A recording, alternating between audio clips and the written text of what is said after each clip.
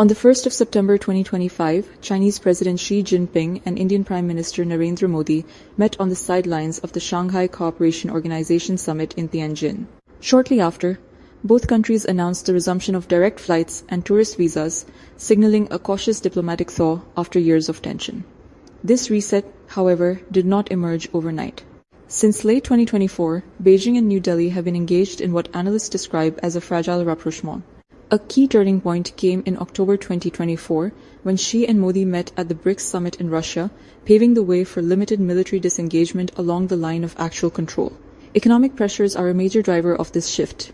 India is facing growing strain from higher US tariffs and is keen to avoid a multi-front economic challenge.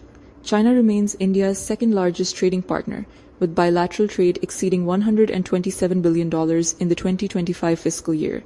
Despite political tensions, the two economies remain deeply interconnected. There is also a strategic calculation at play. Following its failure to gain international support for Operation Sindoor, India's emphasis on strategic autonomy has sharpened.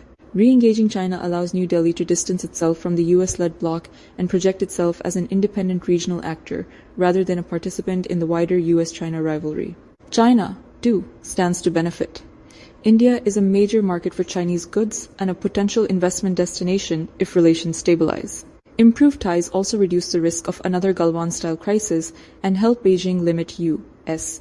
influence in South Asia by drawing a key regional power away from Washington's orbit, yet this détente has clear limits.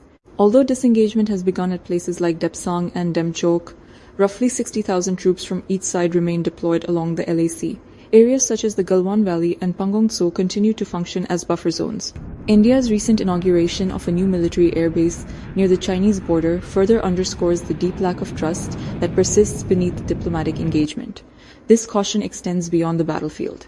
India continues to avoid defense-related trade with China, even cancelling a UAV deal over spyware concerns.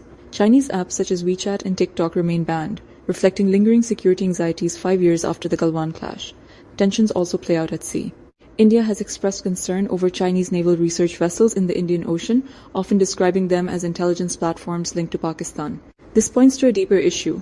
China's long-standing strategic partnership with Pakistan remains a central source of Indian distrust. Hydropolitics is another unresolved fault line. China's construction of major hydropower projects, including the Midog Dam upstream of India, has raised fears in New Delhi over potential water manipulation, despite no indication that Beijing intends to do so. Finally, Tibet remains a sensitive issue. India has hosted the Dalai Lama and the Tibetan government in exile since 1959. As questions surrounding his succession grow, this long-standing dispute risks resurfacing as a new flashpoint in India-China relations. At its core, however, the rivalry is ideological. India's ambition to act as a regional hegemon directly clashes with China's established regional and global influence. While cooperation between rivals is possible, it rarely eliminates competition.